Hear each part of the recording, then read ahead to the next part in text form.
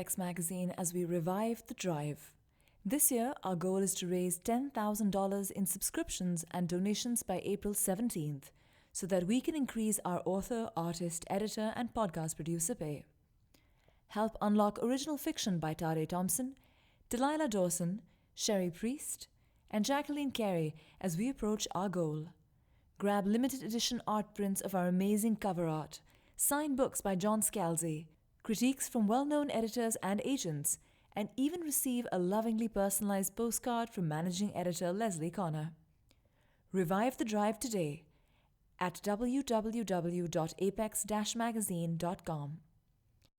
This month we have a special treat for our listeners. Author Sheree Renée Thomas is our guest narrator and will read her novelette Aunt Dissy's Policy Dream Book from issue 95 of Apex magazine. Enjoy. Aunt Dissy's Policy Dream Book by Sheree Renée Thomas. Want some candy? Aunt Dissy asked when I was 7. Delighted, I thrust open my hand. Let me see it, she said. She grabbed my hand before I could hide it in my pocket, forced me to reveal the map that was the dark lifelines of my palm. Aunt Dissy shook her head and laughed, her face like water, rippling between a smile and a frown. See here? I told your mama when you were born. The women in my family aged like trees. To Mama, Aunt Dissy was like a grandmama, more big mama than sister. Aunt Dissy was strong and clever, nimble-minded and sure. She pointed at a dark groove, a short river rolling across my palm. Your love line all broken, your lifeline zagging too, she said. She traced the pattern with the red tip of her nail. It's all writ right here, she said, her face resigned. Cassie, child, you ain't never gonna be lucky in love, and you sure ain't gonna be lucky in cards either. But don't worry, she leaned over, blowing peppermint and something stronger in my face. My bottom lip trembled, her bright jewelry banged against her chest. You got the best luck of all, child, the best. Luck? I was only in the first grade, and hope rose above my fear. Maybe if I raised my hand in class, I would always know the right answer. Or maybe if I did know, I could be invisible. Aunt Dissy stared at me, her eyes wide, knowing bottomless mirrors. I wished I were invisible right then. She dug her nail into the fat meat of my palm. I tried to focus my eyes on her thick silver ring, not the pain. You got the sight. Her tongue held onto the T, the word itself an incantation. My face crumpled, my palm raw, exposed. For a moment, Aunt Dissy's eyes softened. She passed me one of her hard candies and stroked my palm with her rough, bejeweled hand, tugged at a loose plait curled around my ear. If you don't understand right now, rest assured, baby girl. One of these nights, you'll find out in your sleep. The red twisted wrapper fell from my hand. I stood petrified under the hard gaze of several generations of Aunt Dissy's hanging on the wall. Behind her heavy choker, I could see where there had been a deep gash in her throat. The scarred skin was raised and thick like rope. Maybe the Dissys looked so sour because they were all cursed with the same best luck. Go on and play now, she said, and frowned as if she'd heard my thoughts. But I was frozen, didn't close my eyes for more than a few minutes for 3 whole days. Instead, I stared at the dark portraits that hung in heavy frames along the walls of every room. Imagined the naval names of the stern-faced women. Before, when I'd asked Mama about their names, she'd answer with one sharp word, Dissy, she said, and shrugged. So I fought off sleep, making up a litany of names and stories about the Dissys' mysterious lives. And when the strain of wakefulness became too much, Mama found me passed out under the sink in the back bedroom, owl-eyed and babbling. What did you do to her? She asked and carried me away. Aunt Dissy bit down on hard candy and grinned, the sound like crushed bones. I didn't find out until much later that Aunt Dissy poured whiskey in my tea, an old Dissy trick to force me to fall asleep. The sight's coming one way or the other, Faye. Mama unbuckled my overalls and put me to bed. Even a mother's love can't change a child's fate. Mama didn't speak to Aunt Dissy for 6 whole weeks. Didn't matter no way. Aunt Dissy had told me something else that scared me that first night. Peppermint couldn't mask the whiskey on her breath, nor those words she'd whispered as if they were a gift. And with the sight, you're gonna live longer than the richest woman, deeper than the sweetest love. Coming from Aunt Dissy's lips, that didn't sound so good. All day long, Mama had tried to protect me, but when my eyes closed, I was on my own. And like all the others born before, Not long after Aunt Dissy read my palm, the sight came to me, just as she said, deep in my sleep. That night I dreamed my room was alive. The walls, the doors, the ceiling pulsed and heaved as if they were flesh and breath. The room rattled like the tail of a snake. In the night, dark as the inside of an eyelid, I willed myself awake, refused to sleep for fear I would dream the dream again. But when I grew weary of fighting off sleep, I woke to a room that was collapsing all around me. Chips of paint floated down like peeling flakes of dry skin, decayed flesh. The walls hissed and screamed. I scratched the paint chips off of me, but they kept falling, dark and jeweled snowflakes. My body felt dry and prickly as the brightly colored paint stuck to me, covering my skin. I screamed as the chips crept over my arms, my legs, my throat and face. Only my eyes remained. I could see the dream world caving in on me, but I couldn't escape.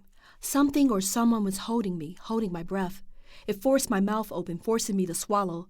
I tried to swing and fight, but my arms felt heavy, weighed down by the rainbow towels that covered my flesh. Neither asleep nor fully conscious, I fought between worlds. I couldn't stop seeing. A mosaic mummy, I scratched and clawed and screamed myself awake. The skin on my throat, my arms, even my belly were in tatters. I cried for my mother, but it was too late. The night the sight came to me, the night it ripped my flesh into cruel tattoos, Mama died. I never forgave the sight for taking my mama away from me. Aunt Dissy claimed it was a heart attack. Your mama always been weak. She covered the mirrors and dressed my wounds with raw honey, forced me to drink a bitter tea. As I swallowed the peppery spice, she refused to let me see her. She wrapped my tattered body in cloths and locked me in my room. But it didn't matter. I already knew the look of terror on Mama's face. As the sight's fire crept over my body, burned through my shredded skin, I let the pain take over, allowing it to numb the pain of me being left behind. I never got a chance to tell Mama what I saw in my dream. Every night I waited for her, whispered her name as I tried to fight sleep, but Mama never came. Only Aunt Dissy and the others. When the oldest came to me, the very first Dissy, I recognized her as if she'd always been there, hovering in my room. She floated in the air above me, the look in her eyes like two open wounds. Her body was covered in what I thought at first to be tattoos, but she was riven in cuts and runes, even her blue-black face. The others gathered around her, rubbed ashes into the wounds. They covered her with a dark-stained robe and gently braided her hair, dabbed petals from bright flowers on her unblinking eyes. As they worked, I recognized them from the portraits that filled the walls in all the rooms of Mama's house. The woman with the regal black bun and the high lacy white collar that covered her neck, the Dissy in the long skirts with bright ribbons that hung down to her knees. The other dressed in sackcloth, her head covered in a handkerchief. Still another dressed in a cloche hat, sporting glossy Marcel waves and a fur-trimmed coat wrapped around her glorious figure. I saw another Dissy, wearing what might have been a lab coat. Now she puzzled me. I couldn't tell if she was a scientist or held court in someone's kitchen. All of them Dissys, the infamous line of women in our family, the women whose minds wandered in the realm of the spirits, returned with the answers in their dreams. And from what I could tell, their stern faces staring back at me from heavy frames along the mirrorless walls, none of them had been full of cheer, ever.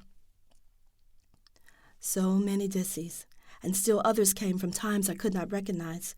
They showed me things I didn't understand, led me to places past fear. And if I refused to sleep, they would sing in the wind, they would whisper in the rain, they would linger in the shadows, the walls of my house shaking, humming, hissing until I slept, until I wove their signs into stories. Some I whispered to Aunt Dissy, and some I kept to myself. And when I refused them too long, the dark circles under my eyes like black half-moons, they would carve the dreams into my skin. Signs and symbols haunted me, a bloody warning in the light of day. I wore long sleeves for years. The others teased me, said I was sanctified. I never kept up with the fashion, for fear that one of the guidance counselors would think I was a cutter, for fear that CPS might take me away. I covered myself until women in ink were as common as night and day, and then I set the scars free. For most, dreaming marks the end of labor, a time for rest, reflection. For me, it marks when my labor begins. My dreams held the fates of people I had not met, their lives netted with my own. And no matter what I did years later to try to change my luck, my fate, what Aunt Dissy said was turning out to be true. She'd lived longer than nature allows, while my own mama had died fairly young. Aunt Dissy had seen more dreams than any single mind should ever have. Her body held the story just like mine. And at the rate I was going, it looked like I too would carry her burden, the weight of scars, the weight of years. Longer than the richest, deeper than the sweetest love, she'd said. But what's the point in living long if you're broke and lonely and all the dreams you hold are for everyone but you? Hey, Slim. I jerked my chin up in the obligatory greeting and watched Mrs. Medina's green beanpole of a grandson bebop his way down the street. He's gotten to the age where he thinks he's grown. He has 3 long hairs on his top lip he calls a mustache and some knobby strands on his chin he calls a beard. He believes he's a man now and can make a play for me or any woman he sees. If he sees even the hint of a curve, no matter how old that curve is, he's practicing on you. It's almost cute. He's grown tall and strong and brown over this Indian summer. But the baby, the boy straining underneath the skin of the man, is all up in his face.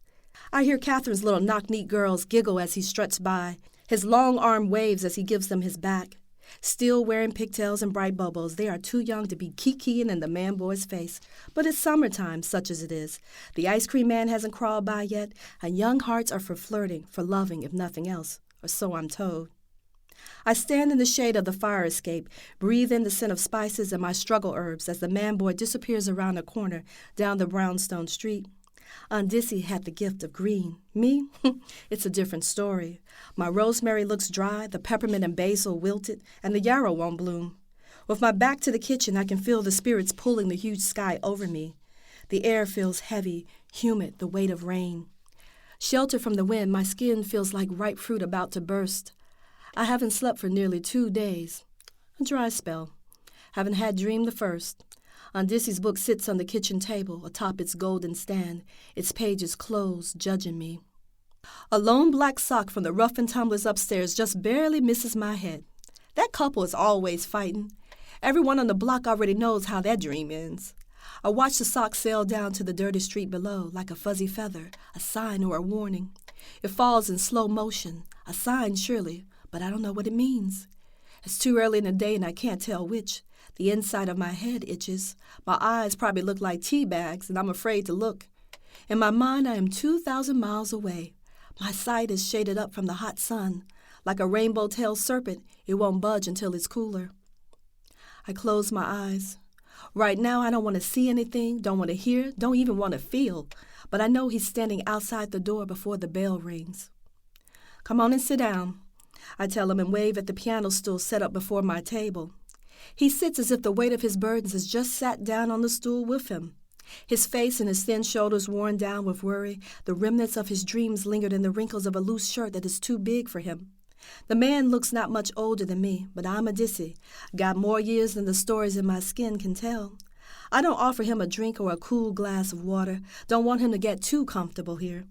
The hard, backless stool is perfect, uncomfortable by design.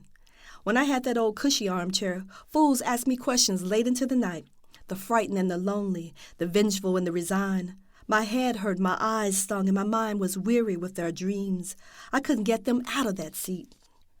You don't get what you want because you want it. The waxy skin on my palm, the faded scars, remnants of a jagged river, was proof that not everything is meant for you. No, not love or riches, health or success. With Aunt Dissy's words in mind, I'd enjoyed the comforts of flesh, the mysteries of skin. Pleasure came easy because I never expected more. While others gnashed their teeth and wept at the comings and goings of lovers, my heart drifted above dry land, tumbled into dark caverns like water, slumbered in the shadows.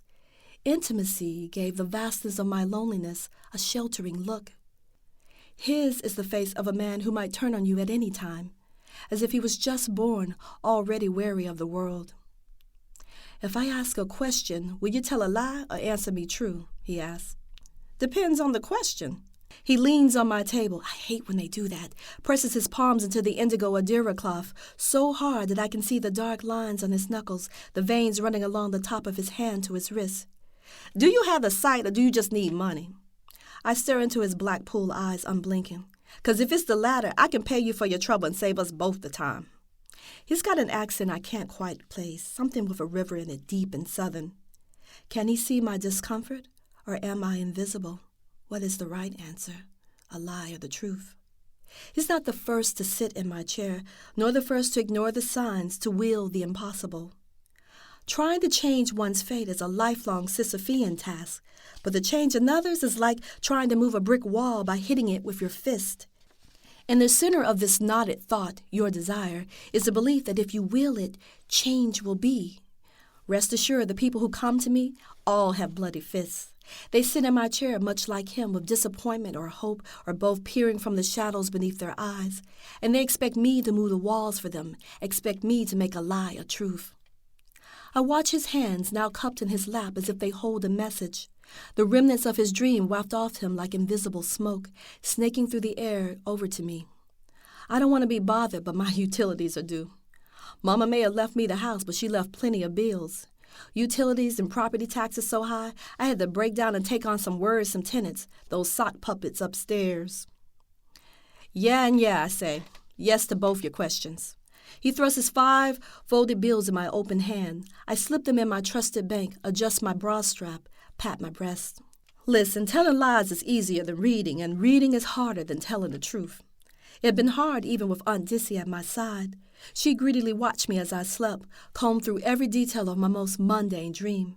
It became even more challenging without her, because I never thought I would be without her. Of all the Dissys who came to me, it's odd that Aunt Dissy never did. When she died, I waited for her those first weeks, but all I received from her defiant portrait was silence.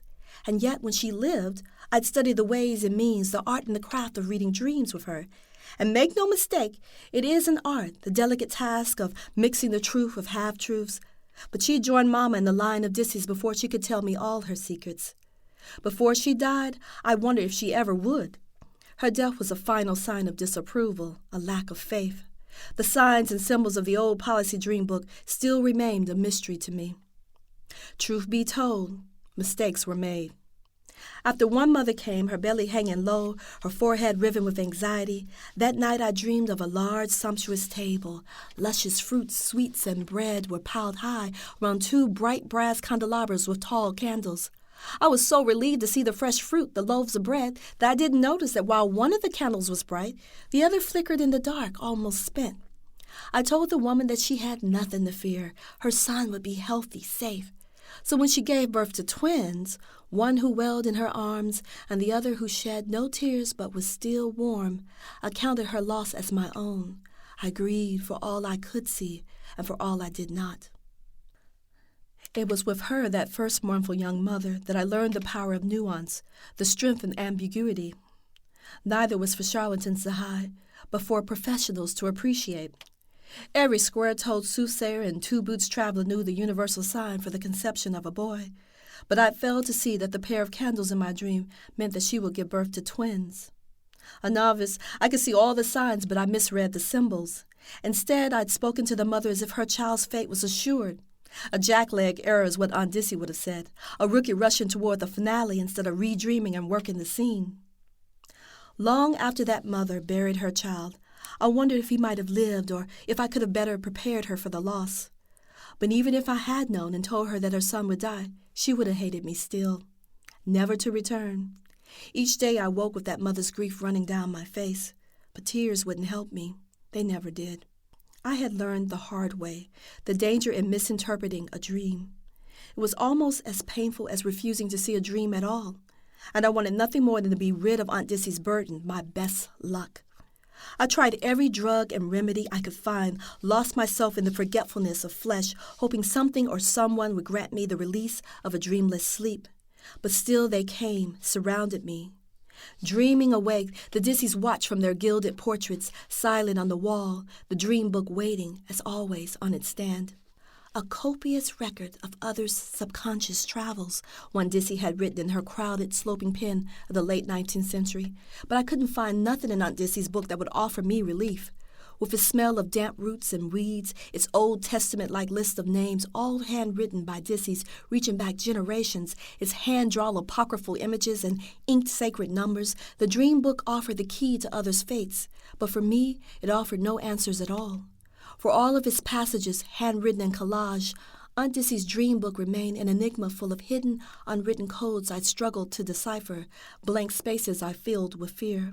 And it was clear that no Dissys dreamed of their own deaths, For where one scrawling hand ended, sometimes mid-sentence, another began.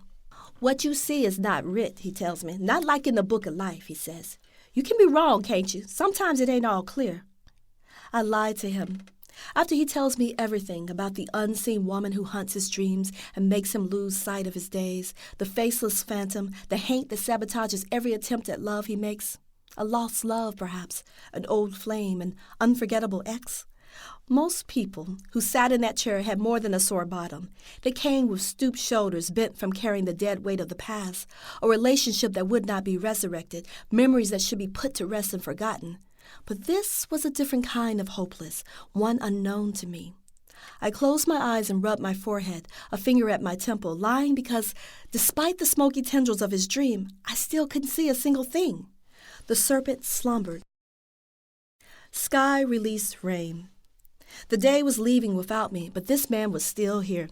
I could feel the spirits around me, hear them pounding the streets outside my window, but I couldn't get this man out of my chair. His sadness was a long, unbroken note slowly descending into madness. Anything else I could say would sound reedy, hollow to his ear. I could tell from his face. He was one of those hard-headed fingers in your split-side souls. I would have to show him. And this is where the cards became more than props.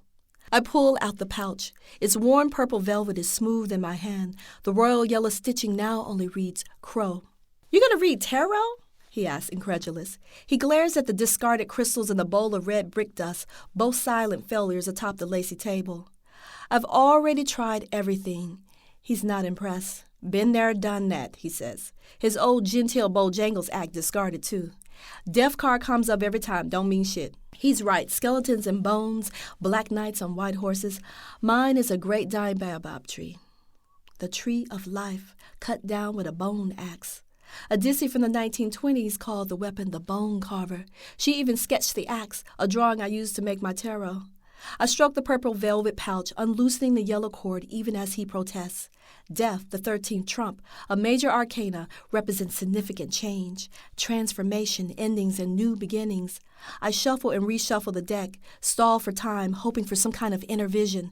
Nothing comes through, not even a dirty sock tossed out a window. He shakes his head. He doesn't want to hear any of this.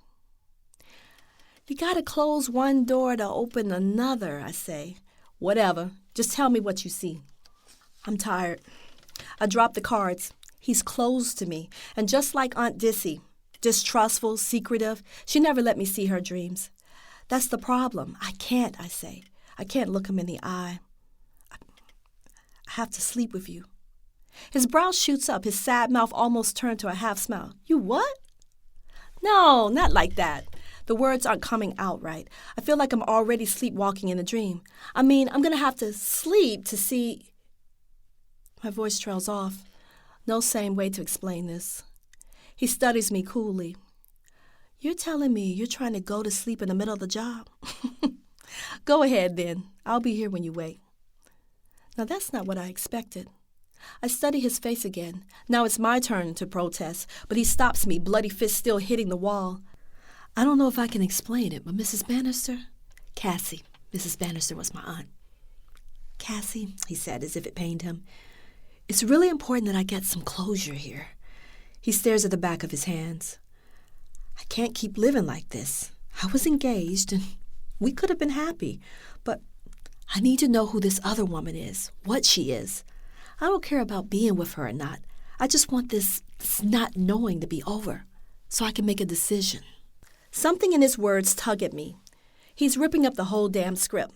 Most people sitting in that chair wanted that other relationship no matter what. They wanted assurance, a sign that what they hoped for would come true. But this man didn't even know who he was pining for.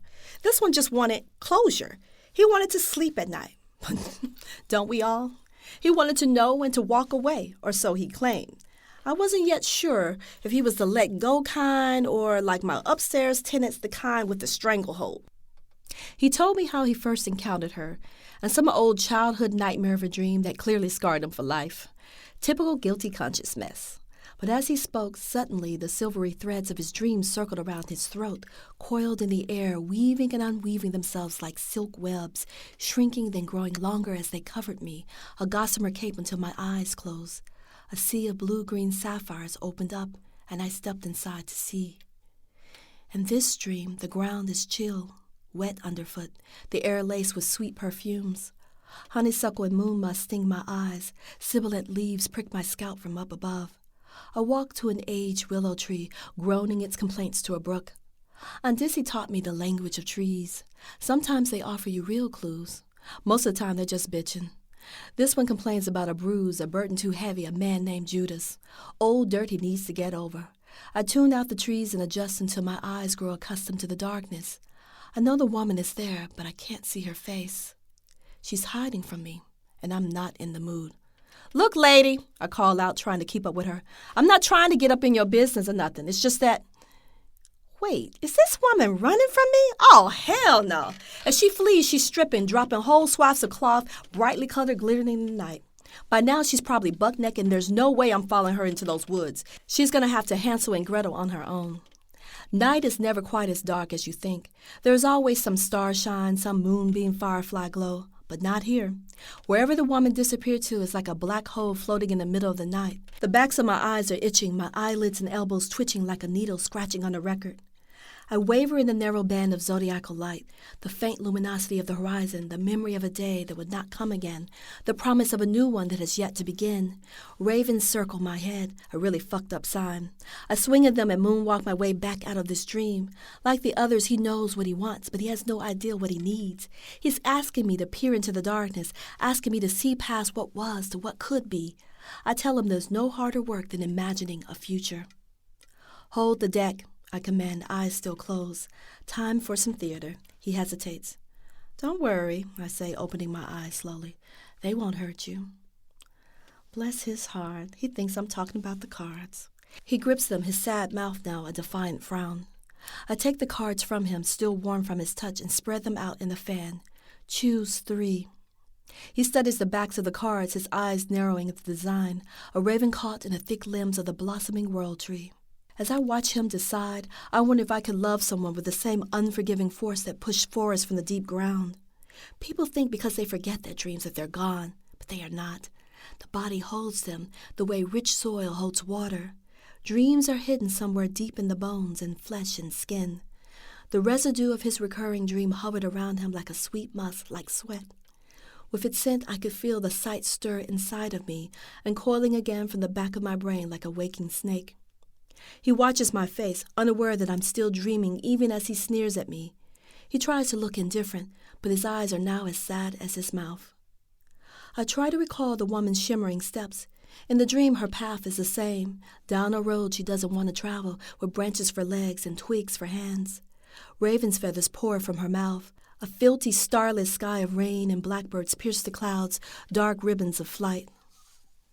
I shake my head and try to think of another dream, something of comfort, of resolution, to cut off the images that unfold before me, a troubling silent movie. One of the Dissys from the 70s swore by iron and copper, a disc of metal to block dreams. The trick never worked for me. Even as I finger the heavy key around my neck, I can feel my sight uncoiling and writhing in the air around me. And then they come. The wet mud shining underfoot, trees twisting in the wind, the twig limbs reaching to grab his hand. "Are you going to choose the final card, or should I?" His voice sounds far away. His hand covers mine, and the shock of his touch pulls me from the vision, his dream. "I know you saw her. I can see it in your face." There's no telling what I look like. I want to speak. I want to tell him how she hurts and for how long, but the words get stuck in my throat and slide down to the bottom of my belly.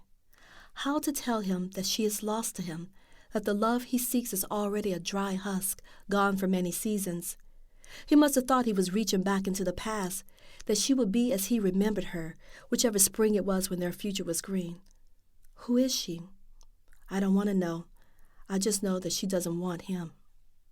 All night, while sleep carries others to dreamland, I work at remembering, rewinding to study others' dreams, to rework the scene. But some signs you don't want to see. I told him a lie because the truth was too expensive. His presence fills the space inside my mind as he sits, arms crossed, legs tucked underneath him. I breathe through the odor of his sweat and desperation, my back curled, his final card hidden, face down on the table. When he finally left, I stood on the fire escape and listened to the waves of bachata and compa music floating up at a sky littered with stars. Nighttime. I could still hear the children laugh and leap, shrieking through the darkness below, their shouts mingling with the sharp-edged call of car horns and crows, the ever-present crows. They knew. The truth I wouldn't admit to myself. I had told him a sweet lie, a story pieced together of all the women I have ever known. Enough of the truth to make his spirit woman real, enough of a lie to make him release the cards and turn away. A lie stitched together with the threads of past lives, crossed stars, ill-timed fates, the worst kind of luck. Now the crows have come to pick it all apart. "I'm not going to do it," I cry. I run out to the terrace, kicking over my poor struggle herbs. "I don't believe in you." The black circle slows. The sound comes not from outside, but within my ear. I scream. Regret every foolish word I've ever uttered. How stupid could I be? The circle of sound reverses itself. The murder of crows dives from the sky, but instead of cutting through the night, they circle inside my head. I back away, knocking over my time, and climb back inside the house. Slam down the windows so I cannot hear. They shriek and call, wings clawing at the sky. A cloud of them circled overhead, counterclockwise, haranguing me. The beaks are sharp as needles, sharp enough to pierce the skin. Bleeding or not, that night I refused to sleep, let alone a dream. I snatched the cards off the table, hands shaking. I dropped one. The hanged man reversed. I stared at the figure, entwined in lush green vines, surrounded by blood-red flowers and gourd-like fruit, then stuffed all the cards into the velvet bag. I double-tied, almost wishing it was a hangman's knot. If only it was that easy. I take the crystals in a bowl of dust and dump them into the trash. A red cloud rises into the air. I'm done. D-O-N-E, done. I dig in my bra and pull out a couple of the crumpled bills he'd given me and grab my keys. Though I'd never been up there before except to get late rent, it was time to see the sock puppets. I stomp up the rickety stairs so they can hear me coming. The music, propulsive beats that make the whole floor shake, turns down before I even make it to the door. "What's good?" a sleepy-eyed man asks. He has grown his hair out since last month, and his hair is half braided. His girl lounges on a couch, frowning in the background. Piles of folded-up laundry cover the floor. I need to stay awake. He shakes his head. "Nah, sis, you sure? Look like you need to be asleep." I hold my money out to him. He won't take it. I dig in my bra and pull out some more. "I don't want to dream." He turns back to his girl as if asking permission. She grabs a dress out of the basket and lays it flat across the couch. After she smooths it out with the palms of her hands, she shrugs. Her purple twists dangle over her shoulders. "I got you," he says, and disappears into a back room. At first there was nothing. I slept the sleep of the ages, so much nothing I could dive into it, hours and hours of nothingness. I'd been resting better than I had in a good long while, but then, just before dawn, the dreams. If I didn't speak them, they would bleed into my waking thoughts. If I didn't speak them, they would tear the veil away from their world into my own, rip and tear at reality, starting with my skin. Soon, nothing gave way to the sight becoming all I could see. The crows came to screech a warning. I had to tell him something, enough of the truth to keep both him and the spirits away, or I would never have another day or night's peace. Real hoodoos, show enough conjure women, can't be bothered with black cat bones in pockets or meetings at crossroads. Meetings take place in the mind, in the space where your soul sleeps, where all the signs are newborn, hidden from view. The night after I spent his money, the night after the crows shrieked my name, I hear the house split and crack. I open my eyes and see a zigzag scar across the ceiling above my bed. I watch it grow deeper, longer until I fall asleep. The crack grows while I dream. Then I see him. "What the hell are you doing here?" "What you doing here?" We avoid each other's eyes and shift on our sides. He's lying next to me, clutching my pillow as if it's his own. He's dressed in a T-shirt and some tighty-whities. I had pegged him for a boxer man. I'm not looking all that great myself. I'm dressed in a jersey tank top that is so tattered I should have been using it as a dust rag. I clutch myself self-consciously. My best bra is wet, hanging on the shower curtain pole, dripping by the sink.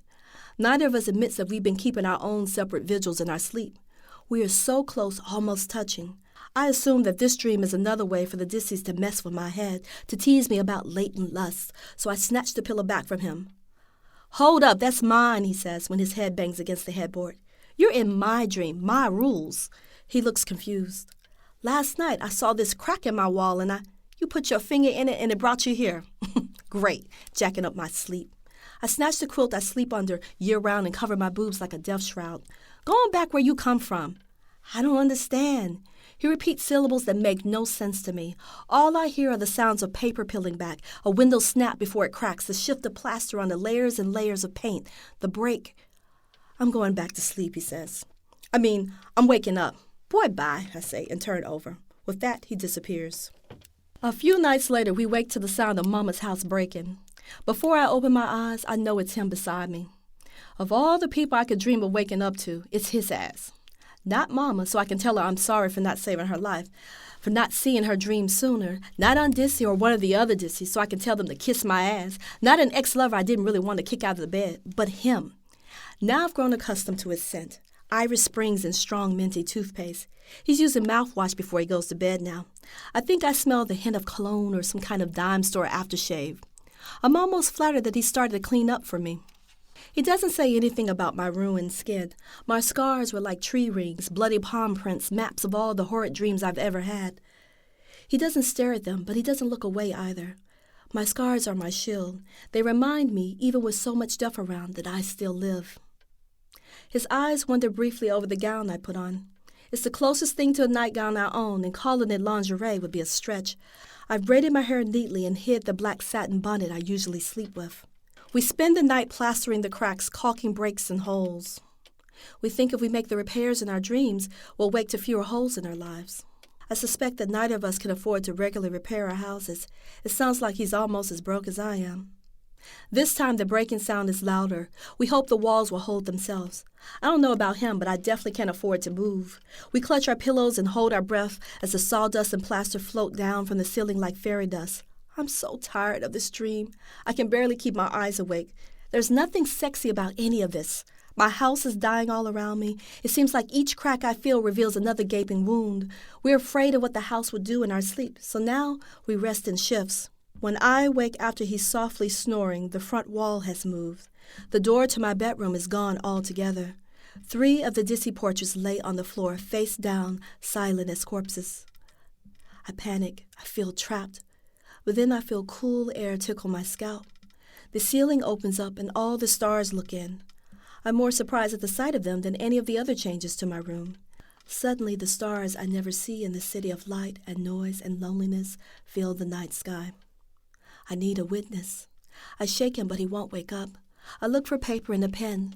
This is not something I want to write in Aunt Dissy's dream book. This is something I want to keep for myself. We leave each other notes now. Not love notes, just notes. The west wall near the kitchen is going next. I think I heard it rumbling near the bookcase. A new set of stairs may appear out of nowhere. You overslept. There are more cracks in the hall. I woke to 2 sets of double doors before I could use the damn bathroom. I spend my days at the hardware store. I lug heavy panels, hammers and nails, cans of paint, brushes and glue. My upstairs tenants don't even bother asking anymore. They know I'm not repairing their shit. They owe me 2 months' rent and are counting on losing their deposit. And how can I explain this? I don't have the heart or the energy to kick them out anyway. I wobble into the brownstone and trip up the stairs, crashing into the walls. Cornrows pokes his head out the door. You okay, sis? I wave. Now they look at me like I'm the fuck up. I scrape the old paint and smooth out rough edges. I can't remember what my mother's house looked like before Aunt Dissy moved in and came to take care of me. The only thing that remains the same are the walls of Dissy's, and even they are changing. Their backs are still turned to me, but now I see here and there a hand on a hip, the jut of a jaw, a bell-shaped hat turned to cover a side eye in profile. I don't need to see the pictures or their poked-out lips to know how much they disapprove. Our hallways are now labyrinths. I say our because he and I now share the same dreaming hell, or purgatory, I can't tell which. We lurch through the house, shoulders stooped, eyes squinted up and frowning. After a month of midnight renovations, the full moon returns again. To my surprise, the ravens disappeared, the sky is washed clean. I turn away from the mirror and return to my empty bed that's not really empty anymore. I push his pillow over to his side of the bed. By now I know he likes to sleep with his back to the window. In my dream, I see him as he cannot see himself. The landscapes of his spirit as level and gentle as an open ham, without one fist for boundary.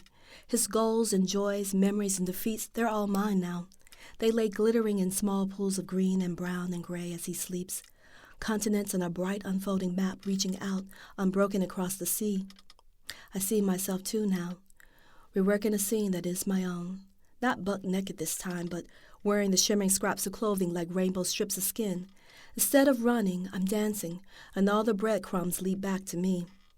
I think I'll tell him someday, on one of these nights when the wind sounds like the rustle of a blackbird's wings, when the stars look sharp enough to slice the black sky into ribbons. I'll tell him of Aunt Dissy's book, of all the Dissys who are pretending not to watch us now as we sleep, and of the woman whose face still holds my unimagined dreams. Sheree Renée Thomas, a native of Memphis, is the author of Sleeping Under the Tree of Life, Shotgun Lullabies, and the editor of the World Fantasy Award-winning Dark Matter anthologies. Read her short stories and poems in Sycorax's Daughters, Stories for Chip, Revise the Psalm, The Moment of Change, Mojo, Conjure Stories, An Alphabet of Embers, Strange Horizons, Mythic Delirium, Jalada, Kalalu, Obsidian, So Long Been Dreaming, Memphis Noir, and Harvard's Transition. Produced by Mahvesh Murad. Music by bensound.com. For more great stories like this one, visit apex-magazine.com.